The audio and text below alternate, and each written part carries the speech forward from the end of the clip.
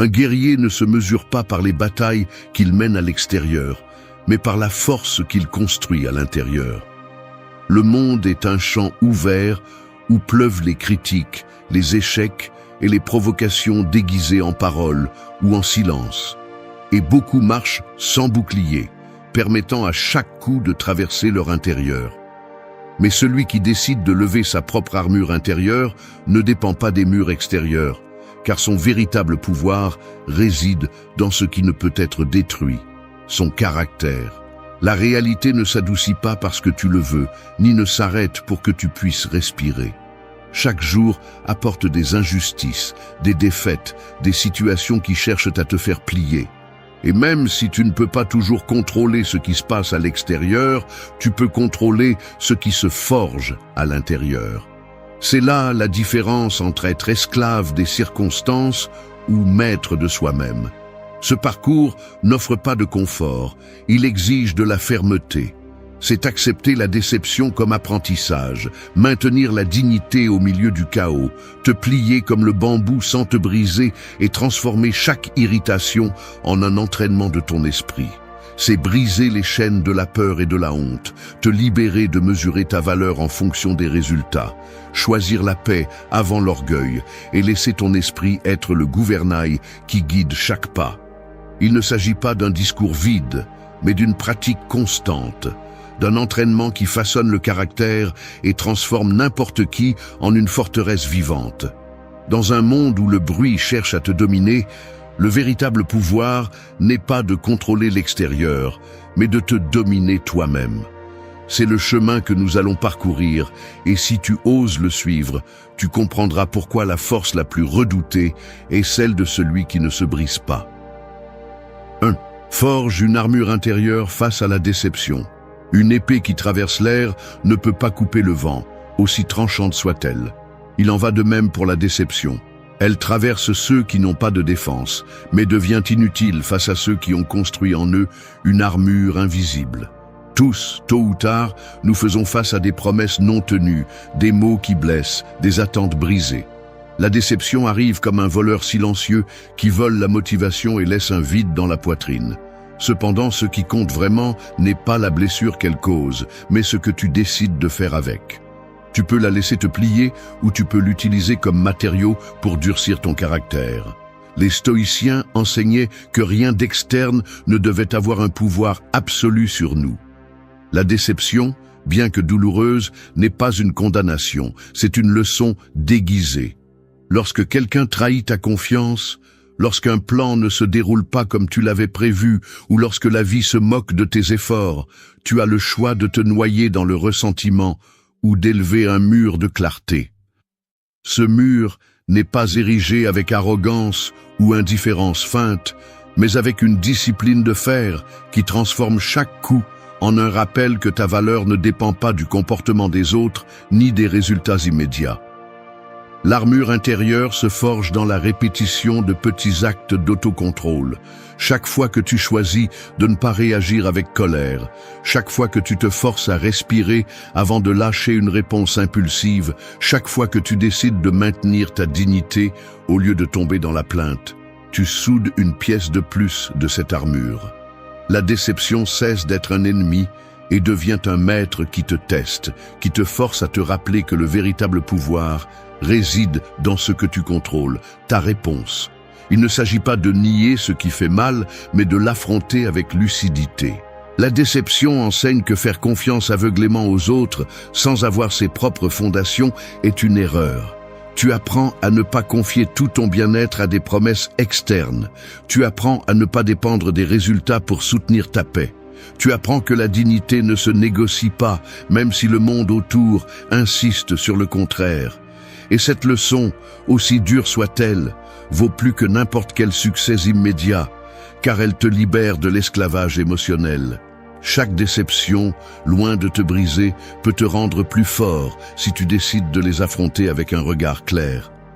Un cœur qui a été frappé mais reste ferme est plus puissant que celui qui n'a jamais connu l'épreuve. Car celui qui n'a jamais fait face à une chute vit dans la peur constante de trébucher. Alors que celui qui s'est relevé après le coup sait qu'aucune chute n'est définitive. Forger une armure intérieure face à la déception, c'est apprendre à ne pas donner les clés de ta paix à personne. C'est se rappeler que les flèches externes se brisent lorsqu'elles heurtent la volonté de faire.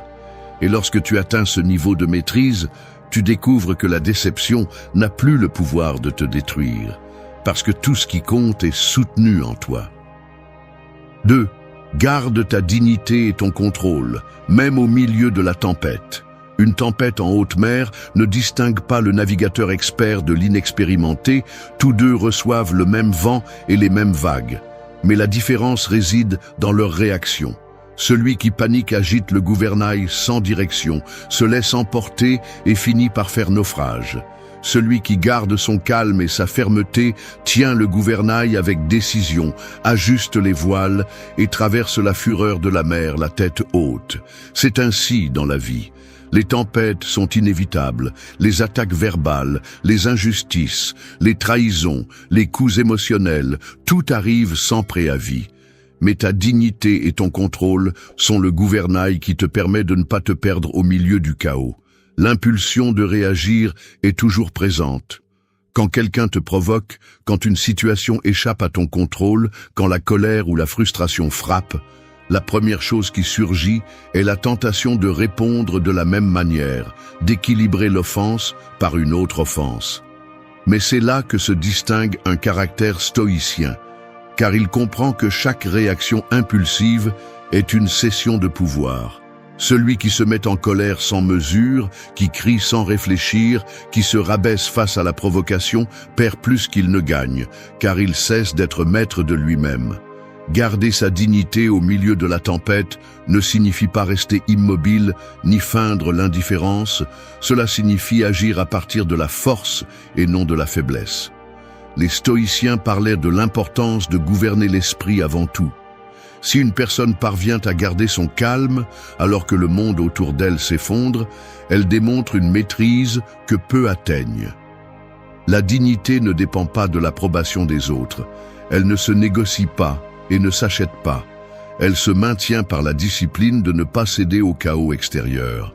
Chaque mot offensant auquel tu choisis de ne pas répondre avec colère est une brique dans ce mur intérieur. Chaque fois que tu choisis de respirer avant de parler, chaque fois que tu décides de ne pas te laisser entraîner dans des discussions vaines, tu renforces cette structure. Le contrôle n'est pas répression, c'est direction. Il ne s'agit pas d'éteindre les émotions comme si elles étaient un feu interdit, mais d'apprendre à les diriger vers quelque chose de constructif. La colère peut se transformer en fermeté, la frustration en stratégie, la tristesse en réflexion. Lorsque tu choisis de transformer plutôt que d'exploser, la tempête perd son pouvoir sur toi. La dignité n'est alors pas un déguisement, c'est la manifestation que ta volonté est au-dessus des caprices de la situation. Il est facile de garder son calme quand tout va bien. Le difficile est de le faire quand tout s'effondre. Et c'est là que se mesure le véritable tempérament d'une personne. Si tu perds ton sang-froid à la première provocation, ta force est fragile. Mais si tu parviens à rester ferme dans l'œil de la tempête, tu démontres que tu as cultivé une force qui ne dépend pas de l'extérieur.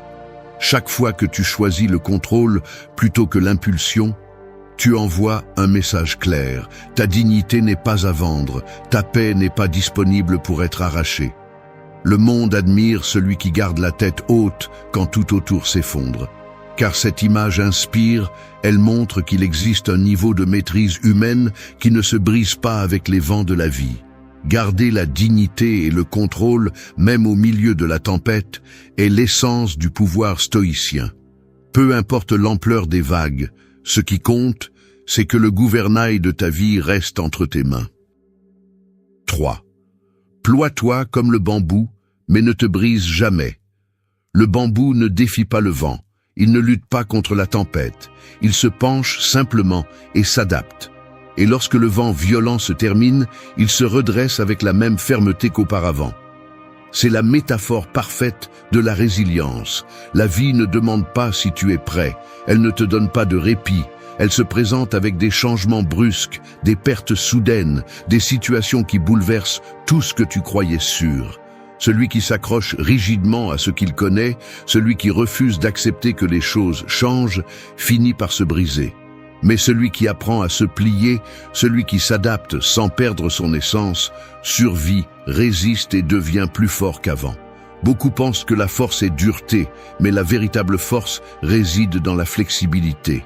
L'acier peut se briser sous la pression, tandis que le bambou, apparemment fragile, résiste grâce à sa capacité à se plier sans se rompre.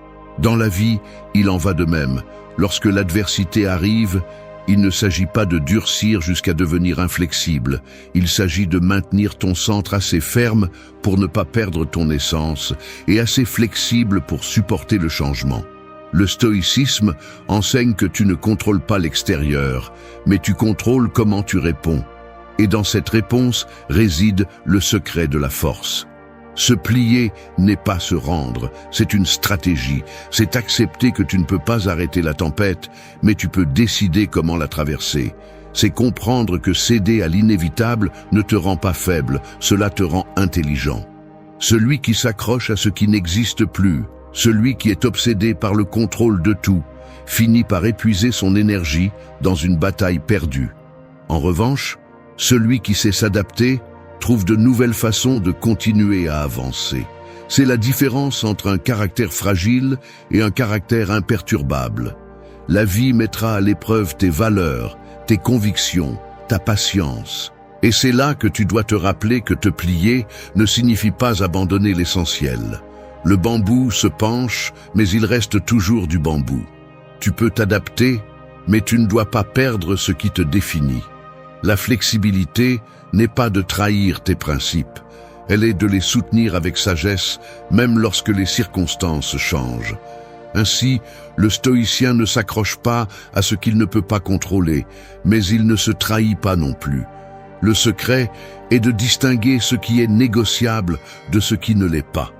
Tes émotions passagères sont négociables, tes valeurs ne le sont pas. Tes plans peuvent changer, ta dignité ne le peut pas. Ton chemin peut dévier, mais ton essence doit rester intacte. Te plier face au vent signifie accepter la réalité telle qu'elle est, sans te plaindre, sans te victimiser, avec la sérénité de celui qui sait que la tempête passera et que tu resteras debout. Dans chaque crise, tu révèles qui tu es vraiment. Beaucoup se brisent parce qu'ils confondent résistance et rigidité, parce qu'ils croient que garder le contrôle, c'est ne jamais céder. Et c'est le piège qui détruit. La véritable force est de céder quand c'est nécessaire, d'attendre quand tu ne peux pas agir et de rester fidèle à ce que tu es pendant que tout le reste change. Cet équilibre entre flexibilité et fermeté est ce qui fait d'une personne quelqu'un d'indestructible. Se plier comme le bambou n'est pas un signe de faiblesse, c'est la preuve suprême de la sagesse. Cela signifie savoir s'adapter sans se briser, garder son calme lorsque la vie est agitée et se rappeler que, bien que les vents changent, le sol reste le tien. C'est cette attitude qui te maintient ferme dans n'importe quelle circonstance, car celui qui sait se pencher ne craint pas la tempête. Il sait qu'à la fin, il se redressera toujours avec plus de force qu'avant. 4. Transforme chaque irritation en un terrain d'entraînement pour ton esprit. Une étincelle dans une forêt sèche peut se transformer en un incendie dévastateur si elle n'est pas contrôlée à temps. C'est ainsi que fonctionnent aussi les irritations. Elles commencent petites, presque insignifiantes, mais si on les laisse grandir, elles consomment la tranquillité, détruisent la clarté et ravagent la dignité. La plupart des gens se laissent perturber par le moindre détail. Un regard de dédain, un commentaire déplacé, le retard de quelqu'un, une opinion différente. Et en le faisant, ils donnent leur pouvoir à l'insignifiant. Un stoïcien, en revanche, comprend que ces petits désagréments ne sont pas des ennemis, ce sont des tests, des entraînements quotidiens qui préparent l'esprit à affronter les plus grandes tempêtes. La vie va toujours te mettre de petits obstacles, car c'est à travers eux que ton contrôle est mesuré. Tu ne peux pas espérer garder ton calme dans un grand échec si tu perds ton sang-froid pour le moindre détail. Si tu t'exaspères dans le trafic, si tu réponds avec colère à un mot que tu n'aimes pas, si tu perds patience parce que les choses ne se passent pas à ton rythme, comment espères-tu faire face à une véritable crise? La maîtrise de soi se construit dans les détails, dans ces petites occasions où tu choisis de réagir ou de rester ferme. Le terrain d'entraînement de l'esprit n'est pas dans un temple ni dans un lieu isolé du bruit. Il est dans le quotidien. Chaque fois que tu choisis de ne pas répondre à une provocation, chaque fois que tu transformes l'agacement en un rappel de ta force, chaque fois que tu respires avant de parler, tu t'entraînes. L'irritation devient le maître inconfortable qui te force à renforcer ton caractère. Et si tu apprends à la voir ainsi, elle cesse d'être un problème et devient ton allié. Les stoïciens savaient que personne ne naît avec un contrôle absolu, que la discipline est le fruit de la pratique répétée. Quelqu'un qui se plaint constamment de ce qui est trivial ne pourra jamais maîtriser ce qui est profond. Quelqu'un qui perd son calme pour l'insignifiant ne pourra jamais garder son sang-froid lorsque la vie le frappe de plein fouet. C'est pourquoi chaque irritation est une opportunité, non pas pour réprimer, mais pour rediriger. La colère qui surgit peut se transformer en une affirmation interne. Je ne vais pas donner ma paix à cela. Cette phrase répétée, transformée en habitude, construit la force qui différencie le fort du faible.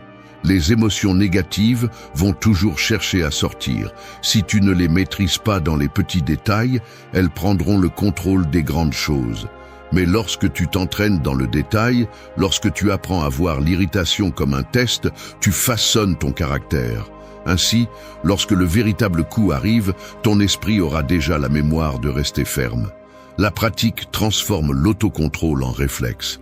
Chaque irritation, aussi minime soit-elle, est comme soulever des poids invisibles. Tu te renforces chaque fois que tu choisis de ne pas tomber dans le piège. Tu deviens plus fort lorsque tu ne réponds pas de la même manière. Tu deviens plus libre lorsque tu comprends que rien d'extérieur ne peut te forcer à réagir, seulement ta décision. C'est là la véritable victoire, que l'extérieur frappe, mais que ton intérieur reste inaltérable. Transformer l'irritation en entraînement, c'est accepter que la grandeur ne se forge pas dans les triomphes visibles, mais dans ces batailles silencieuses où seul toi sais ce que tu as choisi de contrôler. Et lorsque tu réussis à le faire, tu découvres que les étincelles n'allument plus de feu, parce que ton esprit est devenu un terrain impossible à consumer. 5. Brise les chaînes de la peur et de la honte en prenant le contrôle. Les chaînes les plus lourdes ne sont pas celles en fer, ce sont celles que l'on ne voit pas. Elles sont faites de peur, de culpabilité, de honte, et serrent plus fort que n'importe quelle prison physique. Marcher avec elles signifie vivre à moitié, réagir à partir de l'insécurité, cacher son vrai visage par peur du jugement des autres. Ce sont des chaînes invisibles qui limitent chaque pas et qui te font croire que tu es moins que ce que tu es réellement. Le stoïcien comprend que la véritable liberté ne commence pas à l'extérieur, elle commence à l'intérieur, lorsque tu décides de prendre le contrôle de ton intérieur et de briser tout ce qui te maintient lié à la faiblesse. La peur se présente déguisée en prudence, en logique, en excuses bien justifiées. Elle te convainc que tu n'es pas prêt, que demain sera un meilleur moment, qu'il est plus sûr de ne pas prendre de risques.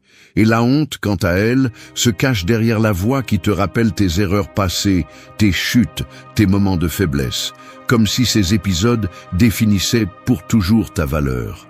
Si tu écoutes ces voix, tu finis par être enchaîné à une version de toi-même qui n'avance jamais, qui n'ose jamais, qui ne se libère jamais. Briser ces chaînes n'est pas un acte immédiat, c'est un processus conscient. Il commence par reconnaître que la peur et la honte n'ont de pouvoir que si tu leur accordes de l'attention.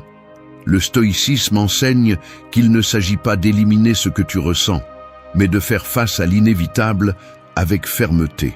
Ressentir la peur est naturel, ressentir la honte aussi, mais permettre à ces émotions de gouverner tes décisions est une reddition qui détruit ta liberté. Chaque fois que tu choisis d'agir malgré la peur, chaque fois que tu relèves la tête bien que la honte veuille te courber, tu affaiblis le pouvoir de ces chaînes. La maîtrise intérieure est l'arme qui coupe les chaînes invisibles. Il ne s'agit pas de nier ce qui fait mal, il s'agit de prendre les rênes. Imagine la vie comme un chariot. Si les émotions négatives tiennent les rênes, elles te mèneront vers l'abîme. Mais si tu décides de prendre le contrôle, de diriger avec fermeté et de ne pas lâcher, le chemin, aussi difficile soit-il, sera sous ton contrôle. Ce geste de contrôle intérieur est ce qui fait de toi une personne libre. Quelqu'un qui n'a pas besoin de se cacher derrière des excuses ou des masques. La peur se combat par l'action, la honte par l'acceptation. Agir même quand le corps tremble est une preuve que tu es plus fort que tu ne l'imagines. Accepter ton histoire sans la maquiller, sans nier les cicatrices, c'est la transformer en preuve de ta résistance. Ce qui t'enchaînait auparavant devient un symbole de ta survie et de ton avancement. Les gens craignent le jugement des autres, mais oublient que la plupart de ces jugements sont éphémères, passagers, sans importance. Ce qui compte vraiment, ce n'est pas ce que disent les autres, mais ce que tu décides de croire sur toi-même. Quand tu brises les chaînes de la peur et de la honte, quelque chose en toi change pour toujours. Tu commences à marcher la tête haute, non plus par arrogance, mais avec la certitude que l'interne gouverne l'externe. Tu comprends que ta valeur n'est pas définie par ce que tu n'as pas accompli ou par ce que pensent les autres, mais par ta capacité à rester ferme. Et c'est ce qui distingue celui qui vit en esclave de celui qui vit libre. Le stoïcien n'attend pas un monde sans peur ni honte, il sait qu'elles seront toujours là. Mais il choisit de les affronter jusqu'à ce qu'elles deviennent des épreuves surmontées. Chaque chaîne brisée est un rappel que ton intérieur est plus fort que n'importe quel obstacle. Et lorsque tu prends le contrôle de ta vie, tu n'es plus prisonnier de rien ni de personne. Tu as découvert la liberté la plus puissante, celle qui naît en toi. 6. Libère ta valeur personnelle en te détachant des résultats. Le soleil ne cesse pas d'être le soleil lorsqu'il se cache derrière les nuages. Sa lumière continue d'exister, même si le monde ne la voit pas toujours. Il en va de même pour la valeur personnelle. Elle demeure, même si les autres ne la reconnaissent pas ou si les résultats externes ne la reflètent pas.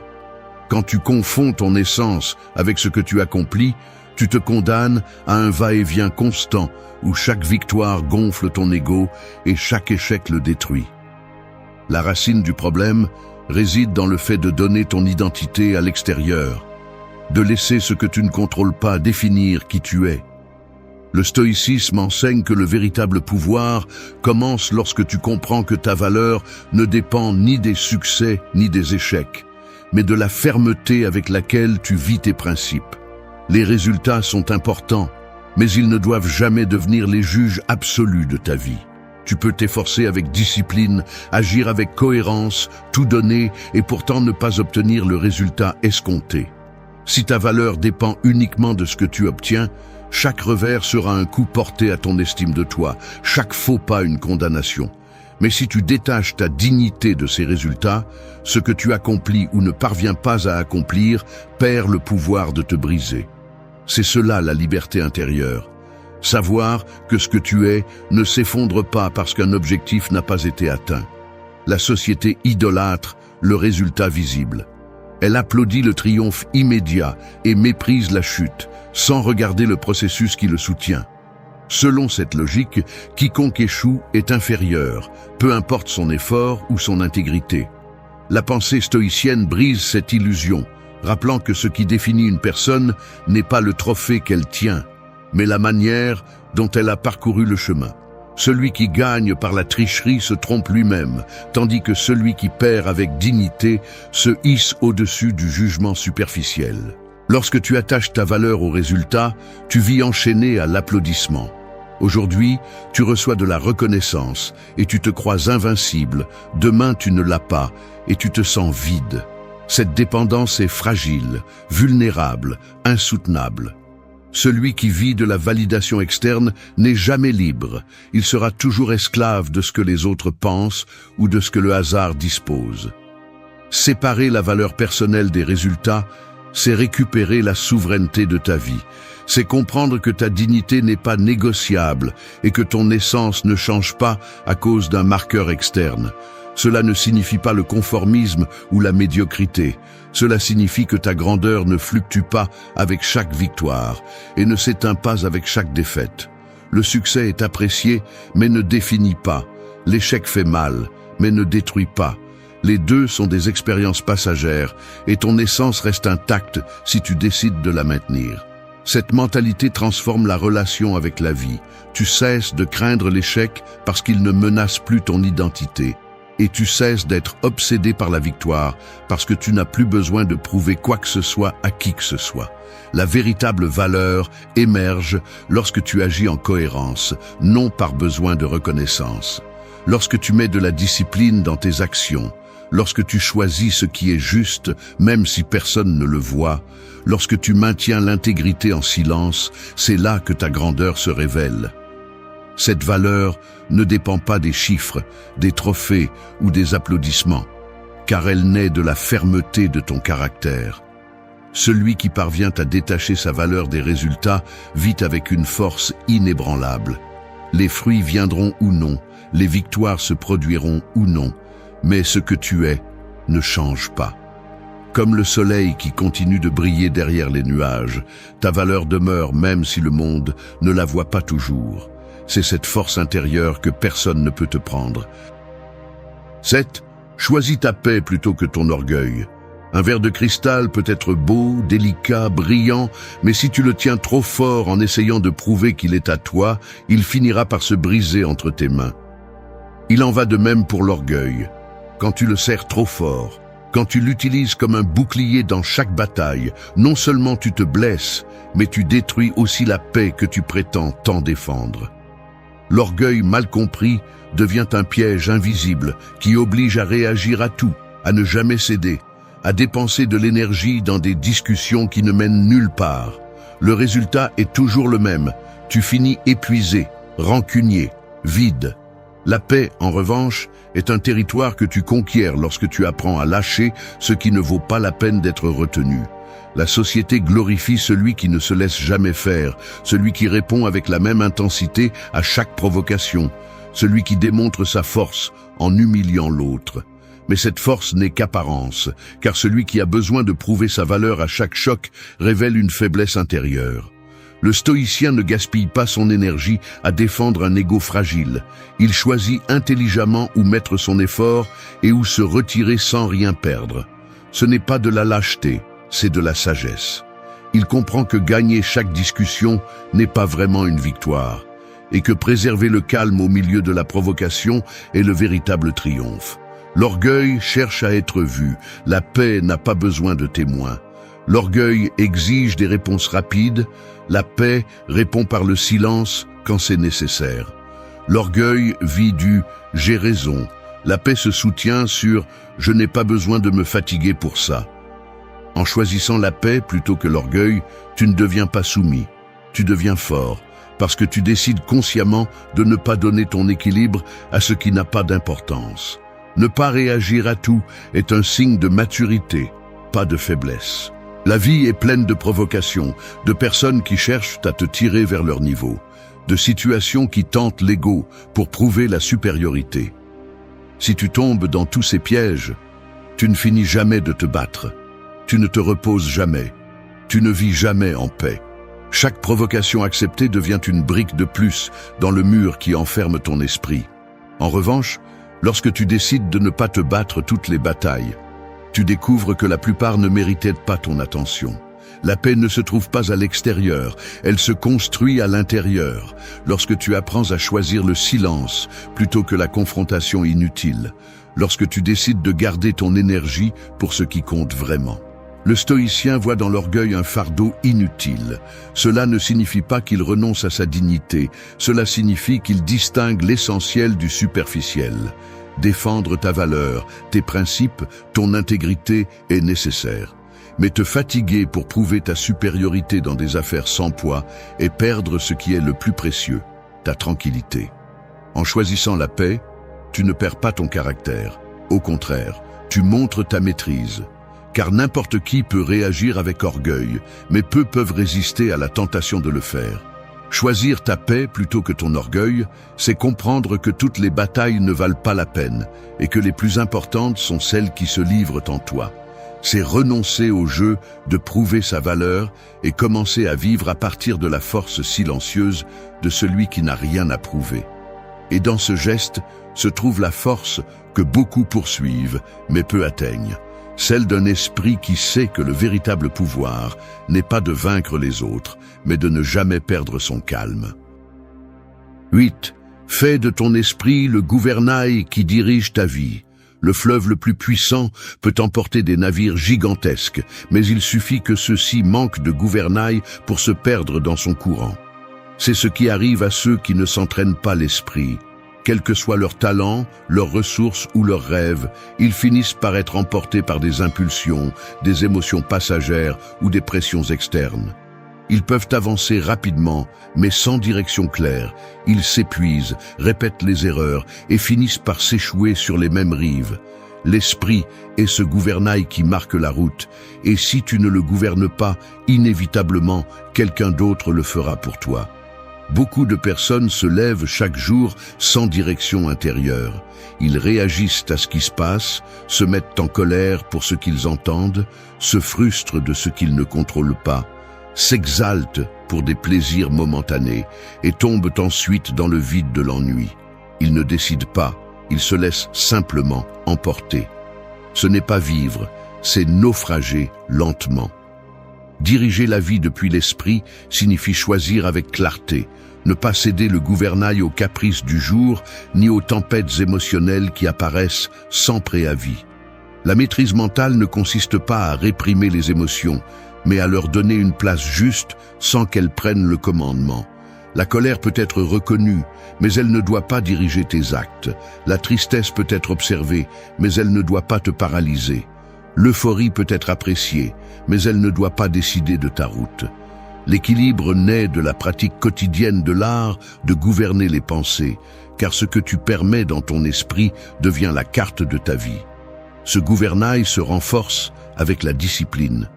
Chaque habitude intentionnelle, chaque réaction contenue, chaque décision consciente est un virage vers la bonne direction.